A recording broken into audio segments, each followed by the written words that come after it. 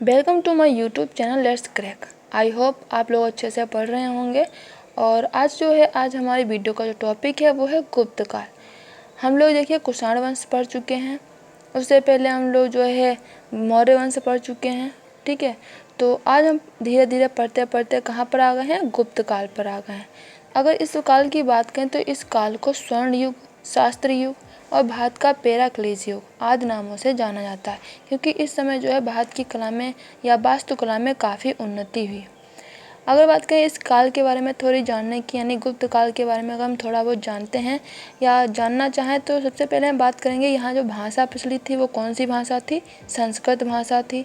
जो धर्म प्रचलित था वो कौन सा धर्म था, वैष्णव धर्म था। और जो चिन्ह था वो था गरुड़। तो ये जो है गुप्त काल के कुछ आपको बातें ध्यान में रखनी है कि संस्कृत भाषा प्रचलित थी, वैष्णव धर्म प्रचलित था और जो इस काल का राजकीय चिन्ह था वो गरुड़ था। अच्छा, मेरा क्वेश्चन आपसे ये है आप लोगों से कि जो हम लोगों ने मौर्य काल पढ़ा है तो उनका राजकीय चिन्ह क्या था। ठीक है, तो आप लोग हमें कमेंट बॉक्स में बताना कि जो है मौर्य काल का राजकीय चिन्ह क्या था। चलिए आगे बढ़ते हैं। अगर बात करें इस काल में विदेशी यात्री कौन आया था, तो इस काल में भारत आने वाला प्रथम विदेशी चीनी यात्री फाहियान था। तो ये फाहियान था चीनी यात्री, वो आया था और जो है ये चंद्रगुप्त द्वितीय के शासनकाल में भारत में आया था।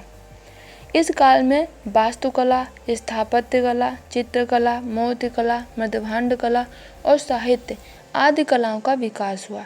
तभी इसको जो है हम क्या कहते हैं, स्वर्ण युग कहते हैं, शास्त्र युग कहते हैं और भारत का पेराक्लीज युग कहते हैं। इसी कला एवं साहित्य के विकास को दृष्टिगत रखते हुए गुप्त काल को भारतीय इतिहास का क्लासिक युग या स्वर्ण युग कहा जाता है।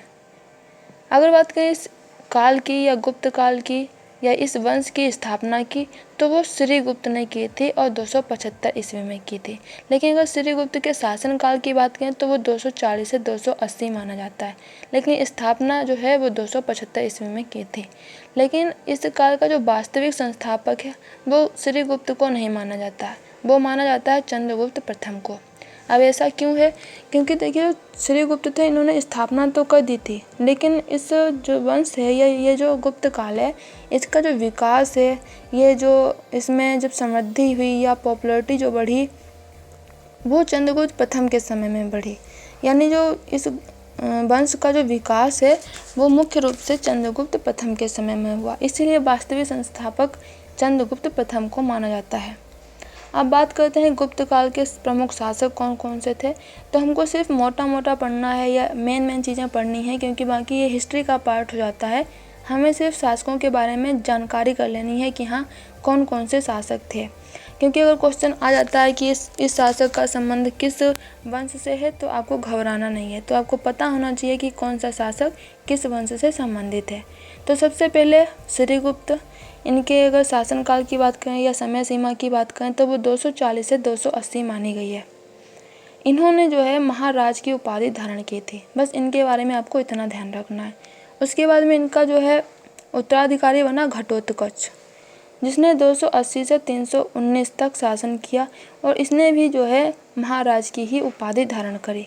बाकी इनके समय में कुछ ज़्यादा विकास नहीं हुआ, बस इतना ही आपको ध्यान में रखना है। फिर जो है घटोत्कच का पुत्र या उत्तराधिकारी आता है चंद्रगुप्त प्रथम। इसके समय में काफ़ी विकास हुआ, इसीलिए जो है इसको गुप्त काल का वास्तविक संस्थापक माना जाता है। इसके शासनकाल की अगर बात करें तो 319 से 350 ईस्वी है। ठीक है, कितनी है, 319 से 350। वैसे ये पूछा नहीं जाता है, फिर भी आप जो है पढ़ते रहिए, जितना आप लोग पढ़ लेंगे उतना आपका ही फ़ायदा होगा, क्योंकि जो है आप किसी से पीछे नहीं रह जाएंगे। ठीक है, तो जो चंद्रगुप्त प्रथम है इसको जो है वास्तविक संस्थापक माना जाता है गुप्त वंश का। ये ऐसा प्रथम शासक था जिसने सोने के सिक्के चलवाए थे, ये इसके समय की प्रमुख विशेषता रही है। अब बात करें इसने भी उपाधि धारण करी, तो इसने कौन सी उपाधि धारण करी, तो महाराजा धीराज की उपाधि धारण की। देखिए इससे पहले जो शासक थे उन्होंने सिर्फ महाराज या महाराजा की उपाधि धारण की, इसने क्या किया, इसने महाराजा धीराज की उपाधि धारण की। इसके समय में जो है 319 से 320 ईस्वी में गुप्त संवत की स्थापना की गई। यानी हम कह सकते हैं कि चंद्रगुप्त प्रथम के समय में गुप्त संवत की स्थापना हुई और इसकी पत्नी का नाम कुमार देवी था। यानी इसने जो विवाह किया वो कुमार देवी नाम की राजकुमारी से किया था। अब बात करते हैं इसके बाद में इसका उत्तराधिकारी कौन बना? समुद्रगुप्त। इसके जो शासनकाल का समय था वो था 350 से 375। इसके बारे में सिर्फ आपको एक पॉइंट ध्यान रखना है कि इसको भारत का नेपोलियन कहा जाता है और इसके समय में जो सिक्के प्रचलित हुए उन पर इसको बीड़ा बजाते हुए दिखाया गया है, ठीक है। और इसका जो दरबारी कवि था वो हरिसेन था। देखिए ये क्वेश्चन काफ़ी बार पूछा जाता है कि हरिसेन का संबंध किस शासक से है, ऐसे क्वेश्चन काफ़ी बार पूछे जाते हैं। तो आपको ध्यान में रखना जो हरिसेन है उसका संबंध जो गुप्त वंश के शासक थे समुद्रगुप्त उनसे है, यानी हम कह सकते हैं कि हरिसेन जो है वो समुद्रगुप्त के समकालीन थे या उनके राज दरबार में रहते थे। नेक्स्ट जो शासक है वो है चंद्रगुप्त द्वितीय। कौन? चंद्रगुप्त द्वितीय। इसकी अगर शासनकाल की बात करें तो 375 से 415 तक इसने शासन किया और इसने जो है क्या किया कि इसने महाराज की उपाधि नहीं धारण करी, इसको वो भी उपाधि अच्छी नहीं लगी, इसको महाराजा धीराज की भी उपाधि अच्छी नहीं लगी। इसने क्या किया, सबसे हटकर चंद्रगुप्त विक्रमादित्य की उपाधि धारण करी। और इसी के समय में जो चीनी यात्री था, प्रथम विदेशी चीनी यात्री फाहियान, वो भारत में आया था। अब बात करते हैं इसके बाद में कौन आया, तो इसके बाद में आया कुमारगुप्त, जिसका जो शासनकाल है वो 415 से 455 ईस्वी रहा। और इसने क्या किया, नालंदा विश्वविद्यालय की स्थापना करी और इसे जो है महेंद्रादित्य के नाम से जाना जाता है। तो इसके बारे में आपको दो पॉइंट ध्यान में रखने हैं, एक तो इसने नालंदा विश्वविद्यालय की स्थापना करी और दूसरा इसको महेंद्रादित्य नाम से जाना जाता है।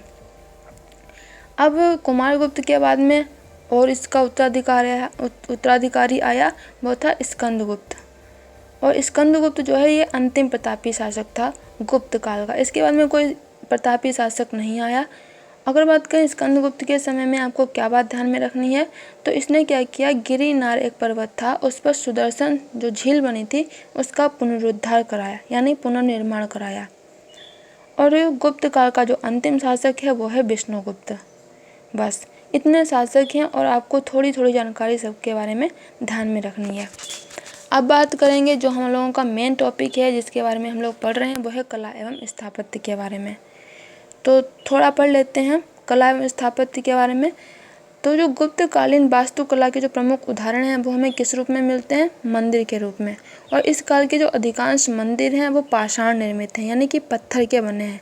लेकिन जो दो मंदिर हैं, भीतरगांव मंदिर और सिरपुर मंदिर, ये ईंटों से बने हैं, ठीक है। तो ये कह सकते हैं ये अपवाद है। वैसे तो जितने मंदिर बने हैं गुप्त काल में वो पत्थर के बने हैं, लेकिन जो भीतरगांव का मंदिर है और जो सिरपुर का मंदिर है वो ईंटों से बना है। इस काल में ही मंदिर निर्माण कला का जन्म हुआ और भारतीय मंदिर निर्माण कला में शिखर का प्रथम उदाहरण देवगढ़ के दशावतार मंदिर में देखा जाता है। यानी इससे पहले जो है मंदिरों में शिखर नहीं बनाए जाते थे। जो इसका जो शिखर का प्रथम उदाहरण है वो हमको देवगढ़ के दशावतार मंदिर में मिलता है। अब बात करते हैं गुप्त काल में जो मंदिर हैं इनके प्रवेश द्वार कैसे होते थे, तो इन पर चौखट का बनना प्रारंभ हुआ था। यानी चौखट का बनना जो है गुप्त काल से ही प्रारंभ हुआ। तो दो चीज़ें प्रारंभ हुई गुप्त काल से, पहला तो शिखर का बनना और दूसरा चौखट का बनना। चौखट पर क्या होता था, मकर वाहिनी गंगा और पूर्व वाहिनी यमुना का अंकन कर दिया जाता था। अब बात करते हैं गुप्त काल के जो मंदिर हैं वो हमें किस रूप में मिलते हैं या इनकी जो है संरचना कैसी होती थी। तो यहाँ पे दो प्रकार के मंदिर होते थे, एक तो गुहा मंदिर जो पहाड़ों को काट कर बनाए जाते थे और दूसरे संरचनात्मक पत्थर व ईंटों को जोड़कर बनाए जाते थे। मतलब गुहा मंदिर और संरचनात्मक मंदिर। गुहा मंदिर जो गुफाओं को काट कर या पहाड़ों को काट कर बनाए जाते थे, दूसरे संरचनात्मक मंदिर जो पत्थर और ईंटों को जोड़ कर बनाए जाते थे, अच्छे से उनमें डिजाइन बनाई जाती थी। तो ये है सब कला एवं स्थापत्य के बारे में गुप्त काल के जो समय में विकसित हुई। तो क्या क्या विकसित हुई एक बार फिर से देखिए। गुप्त काल के जो प्रमुख उदाहरण है वो मंदिर हैं। नेक्स्ट पॉइंट आपको ध्यान में रखना है कि जो अधिकांश मंदिर है वो पाषाण निर्मित है, लेकिन जो भीतरगांव और जो सिरपुर मंदिर है वो ईंटों से बना है। इसके अलावा जो मंदिर निर्माण की कला है इसमें चौखट का बनना प्रारंभ हुआ और जो शिखर का उदाहरण है वो हमको देवगढ़ के दशावतार मंदिर में मिलता है। इसके अलावा जो चौखट बनाई जाती थी उस पर क्या होता था, गंगा और यमुना की आकृतियाँ बनाई जाती थीं। फिर जो गुप्त काल के मंदिर हैं वो दो प्रकार के हैं, एक तो संरचनात्मक जो ईंट और पत्थर से बनाए जाते थे, अच्छे से उनमें डिजाइन बनाई जाती थी, और दूसरे गुहा मंदिर यानी जो गुफाओं या पहाड़ों को काट कर बनाए जाते थे, ठीक है। अब नेक्स्ट वीडियो में हम लोग क्या पढ़ेंगे, गुप्त काल में कौन कौन से मंदिर बने। फिर हम लोग पढ़ेंगे कि गुप्त काल में कौन कौन सी मूर्तियाँ हैं। मतलब कि गुप्त काल अभी समाप्त नहीं हुआ है, गुप्त काल नेक्स्ट वीडियो में कवर होगा, क्योंकि अगर इस वीडियो में कवर करेंगे तो वीडियो काफ़ी लंबी हो जाएगी। तो ठीक है, फिर नेक्स्ट वीडियो में जब हम मिलेंगे तो आप ये जो इस वीडियो का जो टॉपिक है या जो इस वीडियो में हम लोगों ने पढ़ा है वो अच्छे से पढ़ कर आना, जिससे क्या होगा, एक कॉन्टीन्यूटी बनी रहेगी। मतलब आप भूलेंगे नहीं, तो आप उससे जो है जोड़ पाएंगे। और वीडियो को स्किप करके मत देखा करिए, क्योंकि आप जब स्किप करके वीडियो देखते हैं तो उसमें क्या होता है, आपको चीज़ें समझ में नहीं आती हैं। तो मिलेंगे नेक्स्ट वीडियो में, और नेक्स्ट वीडियो में भी हम लोग क्या पढ़ेंगे, गुप्त काल।